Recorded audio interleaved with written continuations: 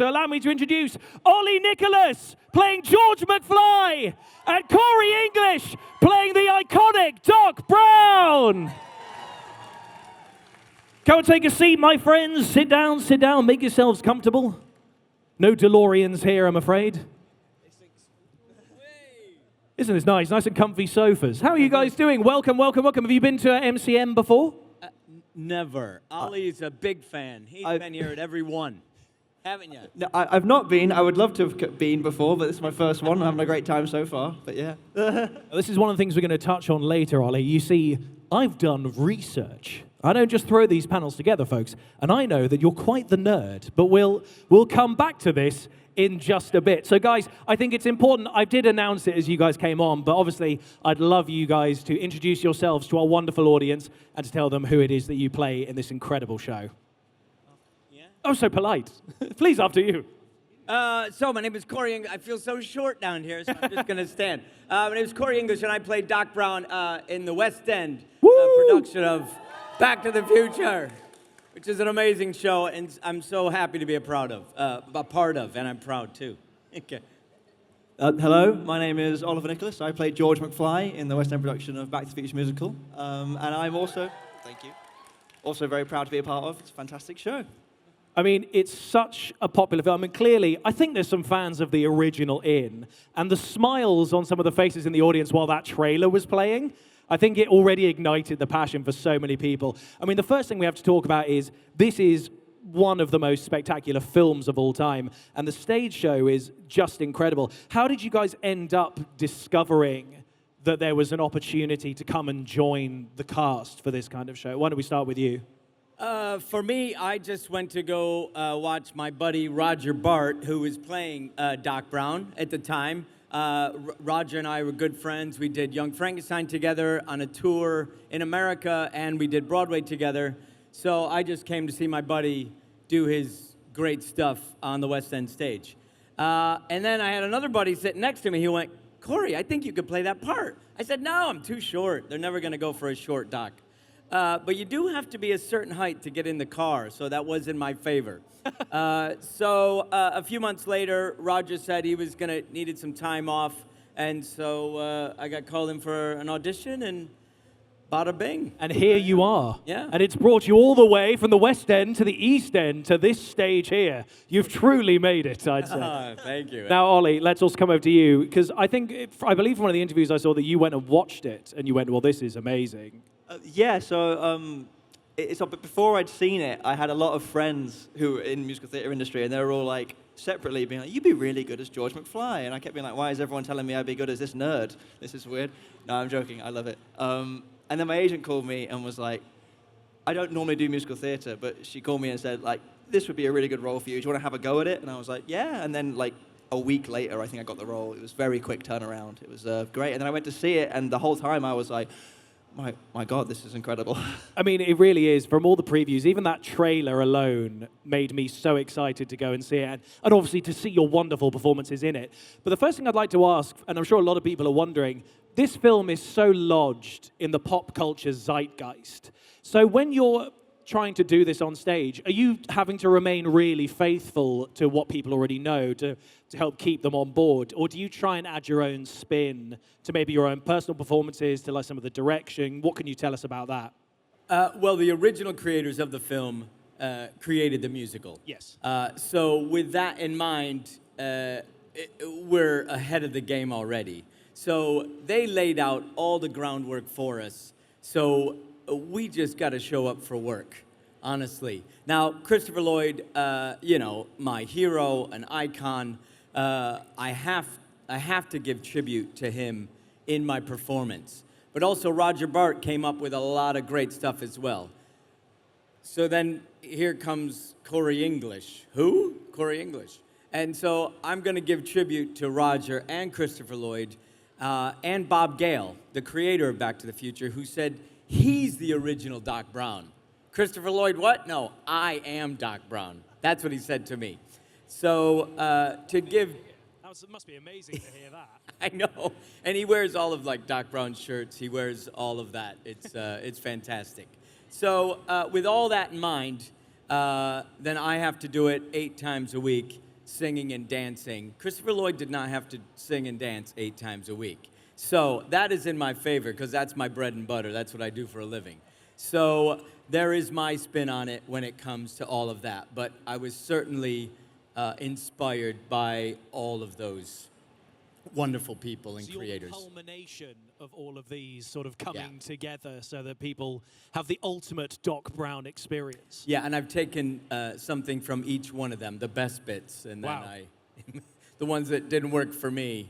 That's amazing. Yeah. And then, Ollie, we'll come over to you to ask you the same thing. Do you sort of, pull immediately from what you see of George during the film, or do you sort of add your own little spin? The previous actors, maybe? Do you do the same thing as Cory over here? Yeah, in a similar way. When I went for my audition, I gave a pretty bread and butter, exactly what was on the film I gave in the room. But then when we went to rehearsals, John Rando, our director, pulled me aside and he was like, I don't want to see Crispin Glover, I don't want to see Hugh Coles, we hired you because we want to see your George McFly. Obviously there's the iconic moments that I have to do from the film that everyone wants to see, like the laugh, and there's very many things, characterizations and physicality that I have to do for George. But then he was very adamant that I put my own spin on it and do my own things as well, which I think I hit a nice balance of in between both. Well, you sort of mentioned that there's a couple of moments like the laugh and things you were talking about. What are some of the moments for you guys personally that you always have as your lasting memory of the film, or that one moment that you've always loved and remembered, that now that you get to be a part of that on stage, just sort of feels like everything's come full circle? What's that moment for you, Ollie? There's two. Okay. George gets 2 really big moments in the film. You get the punch when he punches Biff. Of course. And you get the kiss with Lorraine in the dance. And every night when I do them on stage, the crowd just goes mental every time. It's like the big thing. It's what the whole show has kind of led for George towards this moment. He's finally standing up to his bully, lifetime bully, and everyone just goes, yes, at the same time when you do it. It's a really great feeling, like having everyone in the audience behind you every single time.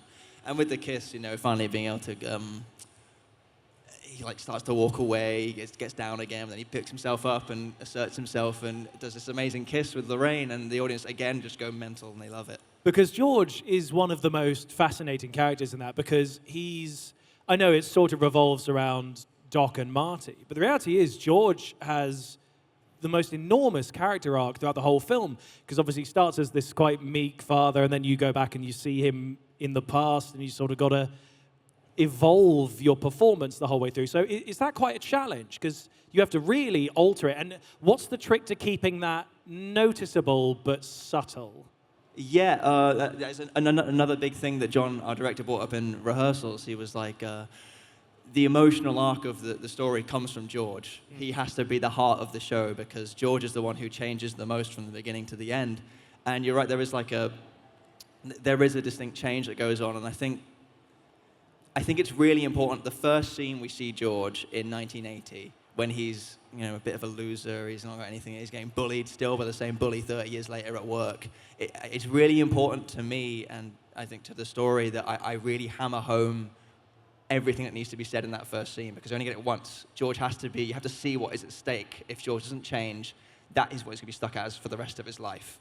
And so when you go back into the past, then everyone is like rooting, and you have to see him pick himself up, because they're like, we know what you become, and we want you to become the better version of yourself. So I think, setting that up at the start is the most important part. That's really fascinating, that you really have to get it off the bat to set the tone. And you're right, if you fumble that, it can really alter the perception of the character the whole time, especially with scenes like sort of watching through the window and things. If that's framed badly, you sort of go, good grief, what's happening here? But it's so lovely and innocent, and you're right. I think it's amazing that you've had to handle that with, being so tender. But Cory, when we come to you and ask about the iconic moment for you. Well, John said that I was the heart of the film. Oh, no. Yeah. He told me... he did tell me not to say that in front of you. No, he didn't. He didn't say that to me. Well, for me, I was 17 years old when Back to the Future came out. So I was Marty McFly. I loved Michael J. Fox. He was along with Christopher Lloyd, we all looked up to him. All of us 16, 17-year-old teenagers, we loved Michael J. Fox. So for me, just to step out on the stage is, brings back so many great memories for me in my high school days. I think there's so many great moments for me in the show. I love the entrance of coming in on the DeLorean. I mean, that's it. I mean, how often does a musical theater performer get to enter in a DeLorean? In one of the most iconic cars of all time. Of all time. For your character as well. Yeah. I think I'm sliding on cushions. What's happening here? Sorry. Going under. Oh, don't mind me. Thanks for trying to pull me out of the mud. So, I think now someone might be able to answer this for me. Is the DeLorean here this year? Has anyone seen the DeLorean? Because sometimes there's a DeLorean at MCM Comic Con. Has anyone seen it? Because if there is, we've got to get you in a picture of that. Oh. As really, I mean, not that you don't do it every night on stage multiple times with song and dance and things, but that'd be a great thing to get. I do get to, dance on top of it. Of course. And so you were mentioning that this is a show that you really loved, or sorry, a film that you really loved growing up, and it's such an iconic film. Yeah. But looking at your amazing career of other musicals you've been a part of, you've done Chicago, you've done Guys and Dolls, which is actually one of my personal favorites, and you're also in Mel Brooks' musical The Producers. So how does it feel to be sort of so consistently part of so many iconic shows, and now including one that means a lot to you on a personal level? How does that feel for you? Yeah. I did Mel Brooks. Well, can I say that Mel Brooks has brought up my family? So he's hired me for a couple of shows, The Producers and Young Frankenstein. I got to play Igor. Yes, on Broadway and the West End too. Thank you. Oh, we had a fan. Someone clapped. Again, this is, Zero Mostel and Marty Feldman. Again, iconic characters that I was able to play. And then to play Doc Brown on top of that is, I mean, it's brilliant. It's fantastic. So for me, I am used to, trying to match Zero Mostel, these incredible, funny men that all have a heart.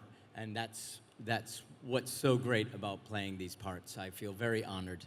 But you've also done a bit of film acting as well. Uh-oh. I've done my research. Oh, no. You were in the hit movie 2019's Cats. Yeah! As Mater D. Who saw it? Who saw it? So what was that experience like, doing a film musical as well? Is it weirdly, is it quite similar to doing a stage musical, but just with cameras filming all the bits? Hell no. Nothing at all like Hell that? no. Were you wearing the cat suit? We were in gray unitards with orange bits Less all glamorous, over. yeah. I think, God, I don't, if there's any huge Cats films here, fans, but the filming it was much better than the actual film. I'm telling you, there was so much talent in that room. Taylor Swift came in, Jennifer Hudson came in, James Corden came in, Idris Elba came in through the door, Jason Derulo came in the door, Judi Dench came in the door, Ian McKellen.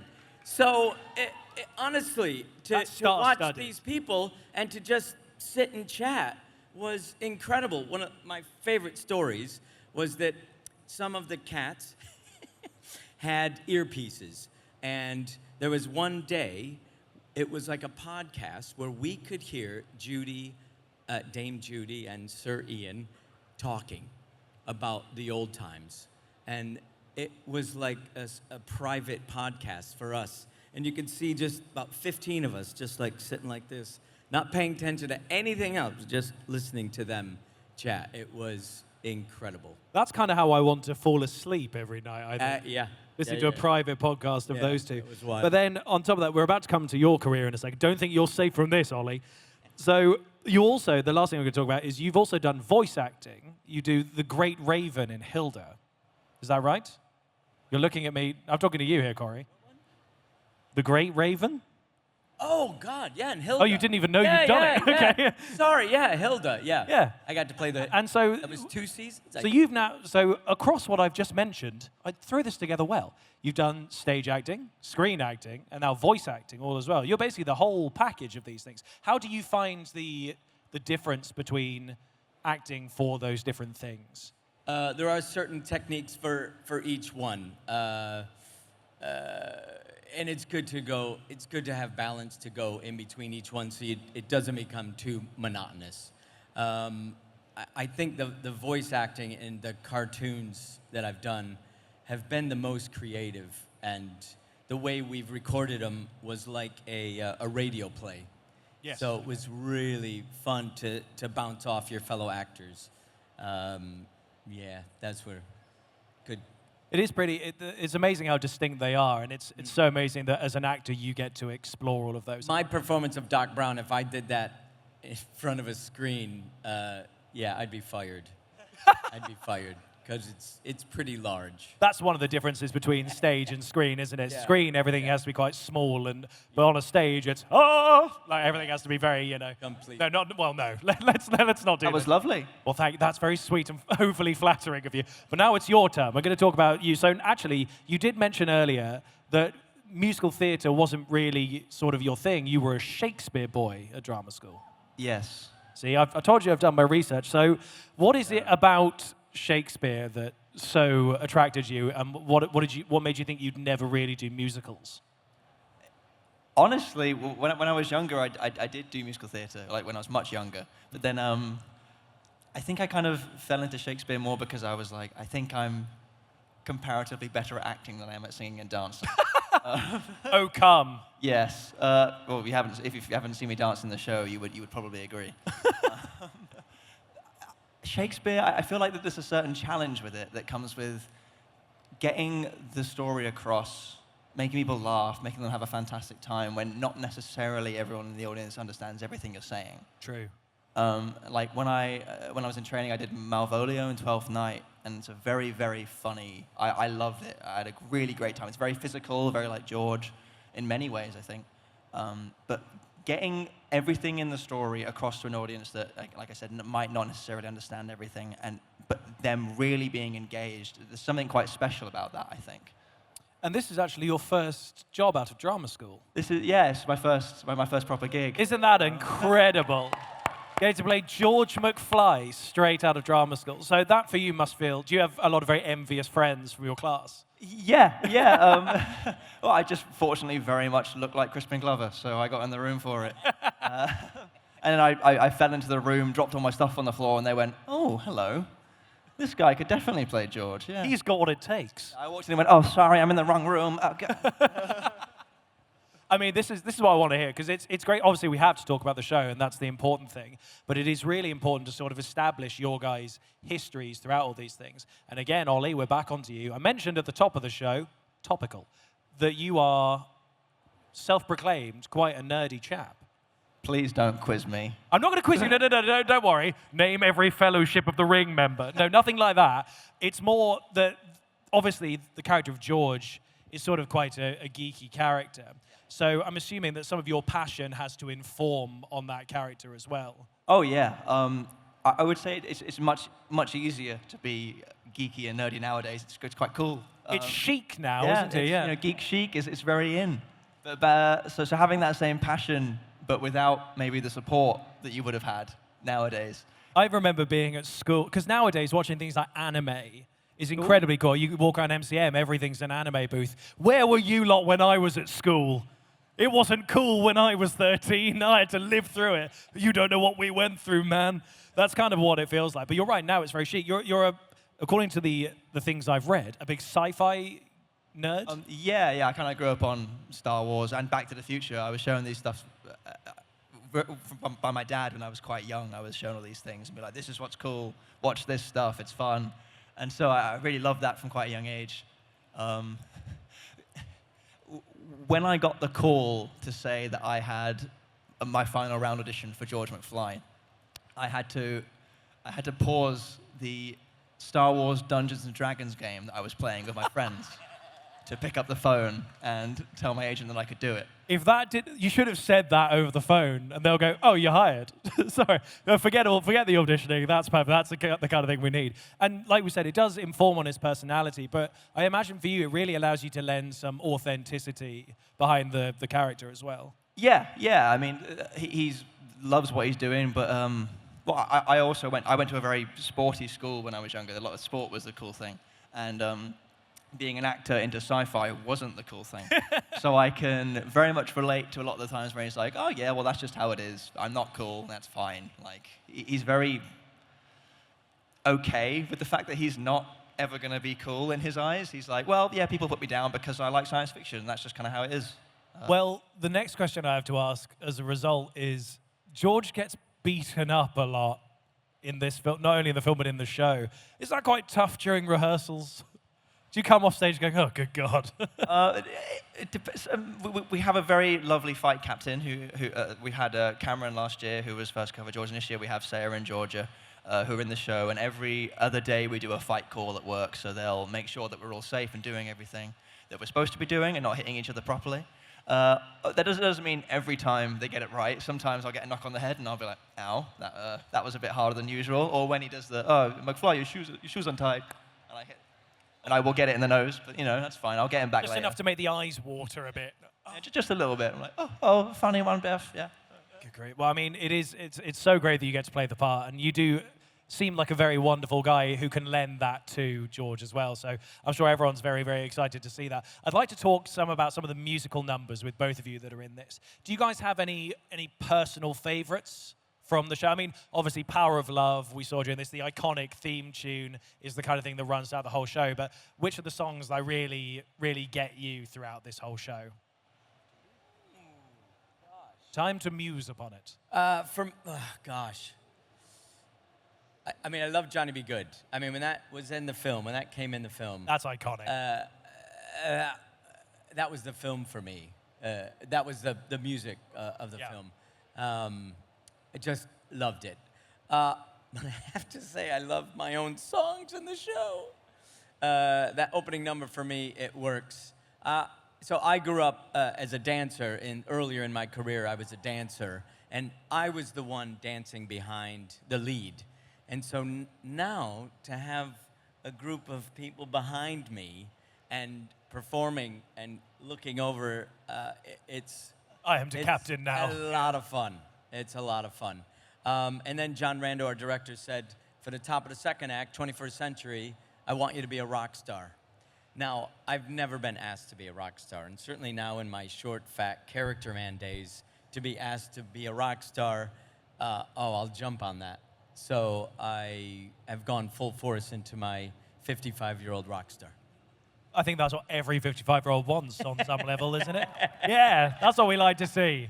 Proper support. And then I gotta say, I love my last song. Also, I've always been the comical sidekick and never been asked to sing a ballad before. And so in this show, I get to sing a song called Dreamers, which just, yeah, well done. We got some big fans. Yeah, it is, it touches everybody, whether you're an athlete, whether you're an actor, whether you're just someone that needs to have a dream to pick themselves up every day, it's for them.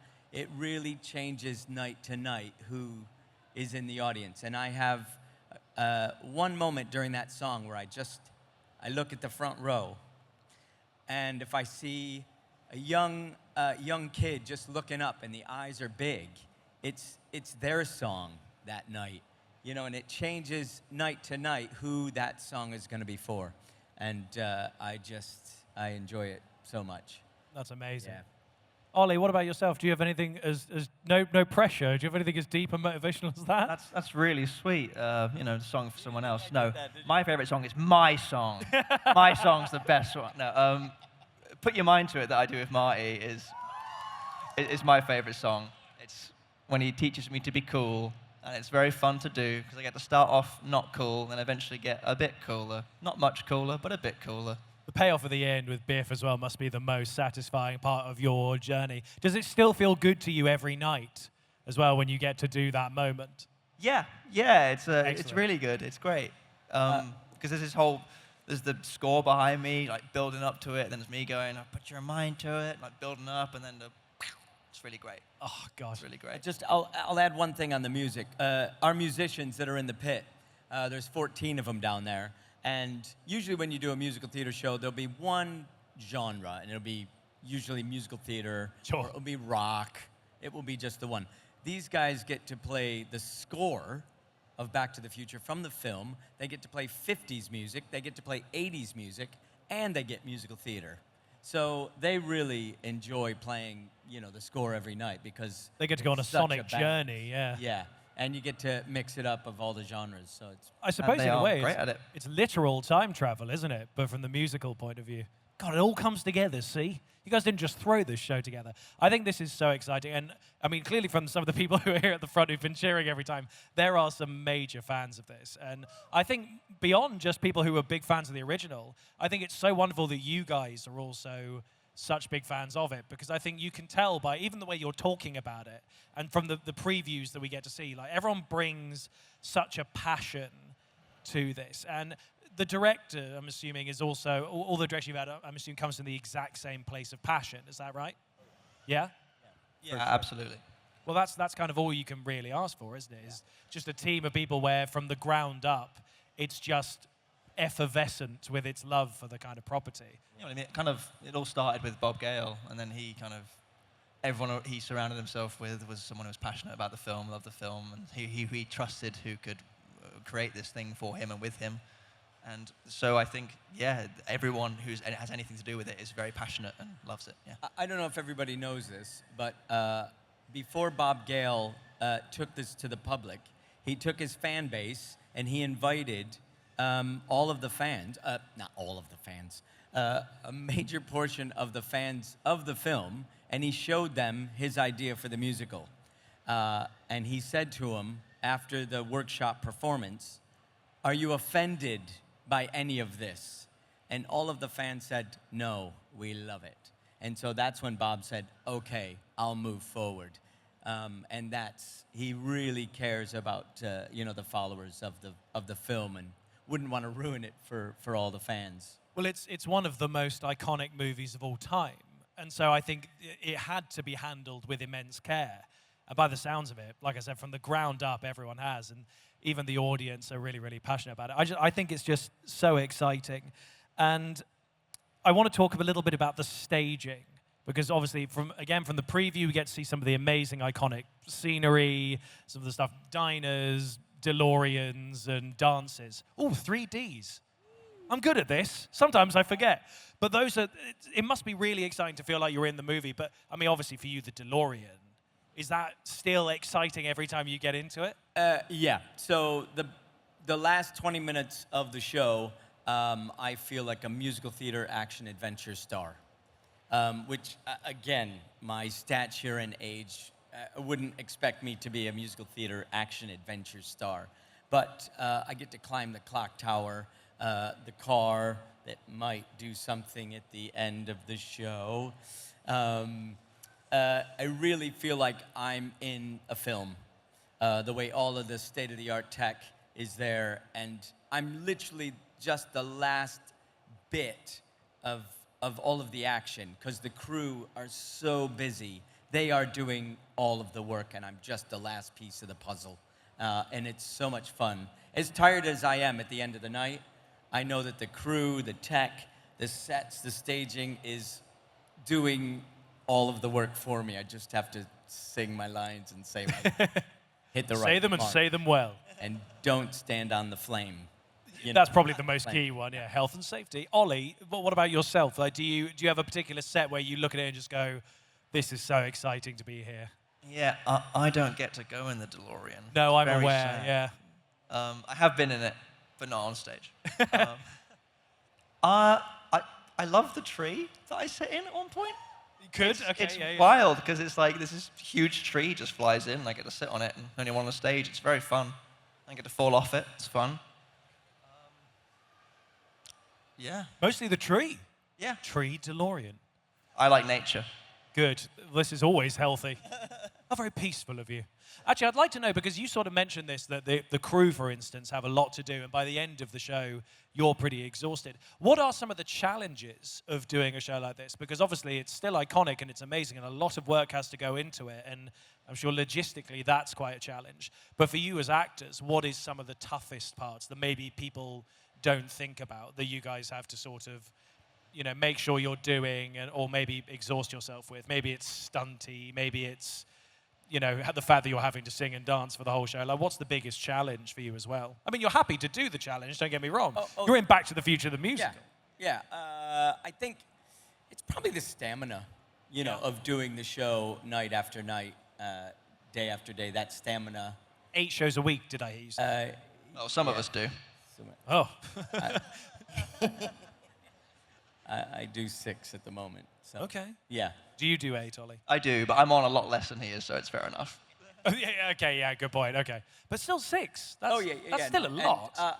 And to keep it fresh, every night I change.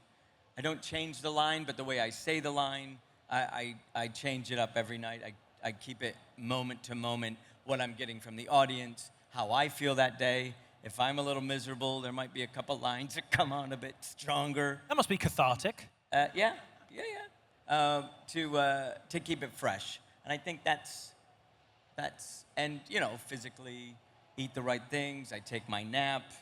I don't go out between shows. Apologies to anybody who waits after a matinee. I don't come out. I just hit my recliner, and I'm out. So. Well, because Doc is quite a sort of frantic character in always, and he's very funny, obviously. Do you ever? You say that sometimes you'll adjust how you deliver a line. Do you ever try and throw an odd lilt in there to slightly throw, Marty off or anything? I have, and Bob Gale has spanked me a couple times. Oh, really? So, yeah. Stop throwing him off. I don't do that anymore. But yeah, there are a couple of moments in the show that Bob has created that are free moments. So if the audience want a little bit more there, we can throw in a couple lines here and there, or a couple words. That's great for you guys as actors. Yes. We love it. We love it. But not too much. No. We'll get spanked. Got to be true. You've got to be true to the source material. Yeah. Ollie, what about yourself? What would you say is one of the challenges of a show like this? The stamina. I'm sure if Ben were here, he would agree wholeheartedly. That poor boy goes on stage and does not go off stage for the entire show. He does a lot. Exhausting. Yeah. Do you have any others other than stamina? The punching in the face in every other scene. Yeah, trying to hold back from not really punching him in the face. Yeah, exactly. Yeah, that's my challenge. The main thing that I struggled with originally was, I guess in a similar way, George has a lot of. George can be very funny, and there's a lot of moments where you can really dig into that and really get like a laugh out of the audience. But it took me a while to realize, like, maybe you don't need to get a laugh at every moment. Like, there's certain moments that need to be like, they're nice, and they're good, and they're lovely as they are, and they're really sweet moments, and you don't have to just keep egging for a laugh. Because, again, it's my first job, so when I was in front of this massive audience laughing at me, I was like, oh, yeah, this is great. There is almost no feeling like it, having a bunch of people laugh at something you've said. But you're right, George is such a sincere character that I suppose you have to allow it to just be what it is sometimes. Yeah, there were some times where I was taking it too far, like caricaturizing, and it just wasn't serving the piece in the way that it should have, and I wasn't serving the piece in the way that it should have. And I think I hope that I'm over that bump with that now, and I like to keep it more grounded, because I think it's something Bryan Cranston said, like, if you think you're being funny, then you're so not funny. In a similar way. You have to believe wholeheartedly what you're doing. As the character has to believe they're being serious and trying. Like, if I was there being like, look how funny I am, everyone's going to go, I don't believe this character. Yeah. Well, I'm glad that you guys, treat it with such respect and reverence and passion, which I've said a few times, because you can tell just by chatting to the two of you that you both really love this. And I know that we've got some people who've already been big fans of it and seen it, but I'm sure, give us a cheer if you guys are now going to go and see this, especially based on what you've seen and based on chatting to these two incredible people who have been a part of this. Guys, this has been so much fun chatting to you about this. Do you know the dates that it's all available from? It's available now. People can go and see it. Yeah, we're selling, we've been extended to, I think, past January of next year. Well, then there you go. You've got plenty of time to go and see it, so do go and get your tickets now so that you guys can see these amazing actors taking part in this amazing show. Now, we do have a few moments left, and there is a microphone down on here. So if you guys would like to ask any questions to our two wonderful cast members, please do sort of slowly and carefully make your way down. It's this aisle over here. There is a freestanding microphone. microphone. Make your way just over there, and we'll try and take a handful of them. We've got a few minutes left, and obviously we've got so many wonderful, passionate fans here that we would love to be able to answer some of your questions on here. Hello. Hello. Hi, nice to meet you both. I work in musical theatre as well, so it's lovely to meet two absolute legends who are doing such an incredible job. I saw the show. It's mind-blowing. It's the best special effects. I've never witnessed anything like it. I sat there and I thought, I don't know how they're pulling this off, because it's so mind-tricking when you watch it. Because you go in there thinking, they can't possibly get the same feeling that you have in the film. And you sit there and you go, it was better than the film. Well, that's a bold statement. Very bold. Because you're a part of it. You know, when you do that effects in the show, which I won't spoil, but the way it builds is like when you sing a song and you build to that crescendo note. And the whole, this is for the dreamers, the way it works is just magic. My main question is, being a massive fan of films, Batman the Musical came this close to going on stage before it got pulled. Is there any other franchise you think is a missed opportunity to not have a live musical version of the film in the West End or Broadway? The Phantom Menace of the Opera. If we get funding, Thank you guys. I'm I'm here there all for night. it. I mean, you'd like that. You said you were a big Star Wars guy. I would love that, yeah. There we go. Who would you want to play? Qui-Gon Jinn? I want to be a young Obi-Wan, I think. Yeah, you'd be great as young Yeah. everyone. We'll try and campaign for that to see what happens. What about you? What kind of franchise would you want to be a part of? I mean, Spider-Man did get a... Bouncing off the they got walls. It That got a did. little bit of a run, but it was quite dangerous. Yes. And Spider-Man got hurt quite a few times. Boy, you know, as I walked into this building today, I thought there's so many possibilities for musicals.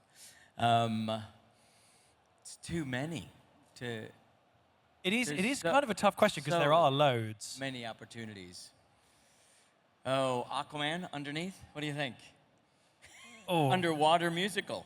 would it all definitely. have that sound effect of like, you know, like underwater? Basically Little Mermaid. Little Mermaid. That's Little Mermaid. Oh yeah, that's a good point. That is just a Little Mermaid. That's the answer. We're going to remake the Little Mermaid on stage. Thank you very much. Thank you. That was a great question. Thank you so much. We still have time to have a couple more questions, so we should be able to hopefully get through everyone. Hello, what's your name? What's your question? Hi. Oh, that's Oh gosh. loud. That's all right. That's all right. We can hear you perfectly. Hi, I'm Haida. I saw it on the West End. It was really awesome, and not to spoil anything at the end, but how did it? Are there magnets involved with the whole car thing? Was there pulleys? I've been thinking. I don't know about what it you're for- talking about. I'm afraid that's We're getting a very magician stern never look reveals from his the back to right. the beauty secret. About it all the time. It's really stuck in my brain, but it was really cool. Thank you. Thank you. Thank you. Hello. Oh, this is one of our passionate fans, Yes. also dressed as Marty McFly. Hello. What is your name? What is your Hello, question? Laurie. I was wondering if you could add a song into the musical, what would you want it to be about, and who would you want to sing it? You could add a song to the music. Strickland song. Called You're a Slacker. That'd be pretty good. Yeah. Oh, yeah. Corey, Oh, yeah, that's good. you happy with that answer? Yeah. Yeah, I don't want to sing another song. I'm good. I'm really good. Yeah. Was that an idea? Do you know? It just popped into my head. Let's get it going. Let's get make it going. happen.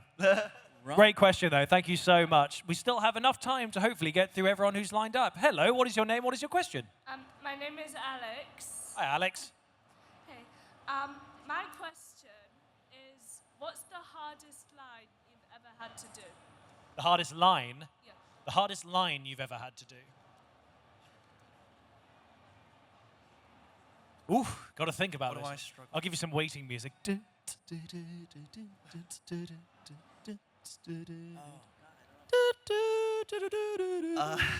Okay, I almost had a slip up once, which I'm now paranoid about every time. I have a line which is, I don't know if I could take that kind of a rejection. And in my head, I nearly messed it up in a very rude way. If you can put two and two together, rejection nearly became another word. And I stopped for about 2 seconds on stage and was like, and then tried to carry on. And ever since then, I've been like, you got to get that. rejection every night. I mean, yeah, that would definitely be a moment. Everyone there going, did he say what I think he said? Yeah, I think he did.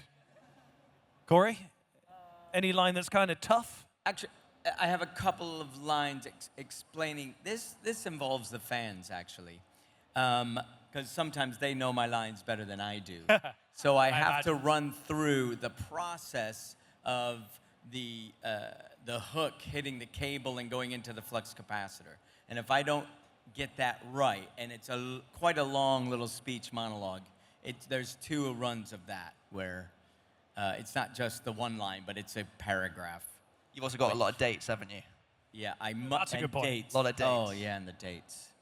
Okay, Yeah. well, those are both very good. I'm now going to think about that, Ollie, when I come and see the show. I'm going to think about that. But thank you so much for your question, Alex. We've got time for our next final 2 questions. Hello, what is your name? What is your question? Hi, my name is Joel. I just wanted to say I love the show. I've seen it like 6 times now. Wow. It's just. Thank you. So yeah, I saw it on Back to the Future Day as well with the extra 2 songs that were performed at the end. They were fantastic. Ooh.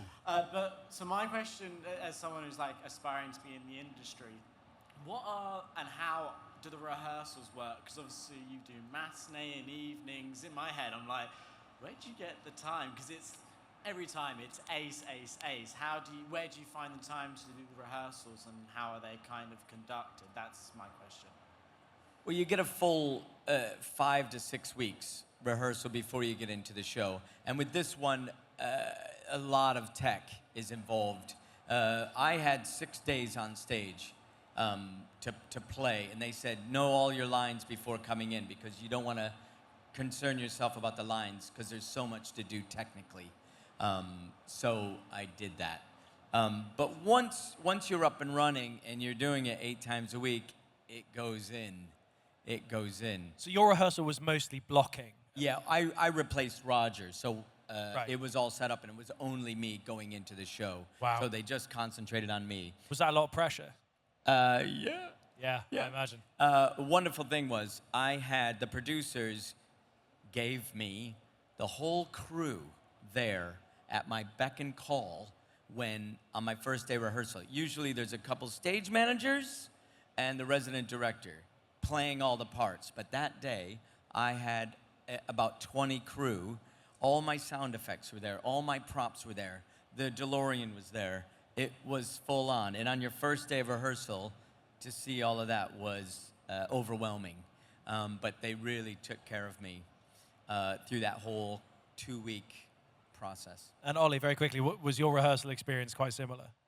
Well, I rehearsed with I did the whole cast change, so there was a lot of us going in. So you did that 6-week period? Yeah, I did the 6 weeks and then the tech. And yeah, in terms of like when you actually get into the shows, there'll be a few calls before shows sometimes to clean things up, but they're trying to keep you too long because they know you're doing 8 shows, so they don't want to exhaust you. So basically, yeah, you're fine. Thank you so much. We are just about to finish, but we've only got one more person, so we're going to very quickly answer your question. Hello, what is your name? What is your question? Hi, I'm Steph. My question is, so spoilers for anyone who hasn't seen the show, there are a lot of changes that are sometimes quite small, sometimes quite big, between the film and the stage version. What's one thing from the film you wish had been kept, and what's your favorite new addition? My 2 are the original clock scene opening from the film, and my favorite addition is cake. I think Einstein. I think there should be a dog on stage. Yeah. I like dogs. And he should have a number. Legally Blonde style, puppet or real dog? Real dog. Oh, that's Real dog. Everybody wants Keep a it real real. dog. Would that be both of your answers then? Just having an Einstein there? Amazing. Well, thank you so much for your question. And guys, give it up for the amazing Ollie Nicholas and Cory English, 2 of your amazing stars of Back to the Future, the musical. If you've seen it already, go and see it again. If you haven't seen it yet, please go and see these amazing actors in that. Thank you so much to all of you who have come along to this panel. Enjoy the rest of your time here at MCM Comic Con. We will see you very, very soon. Take care, everyone.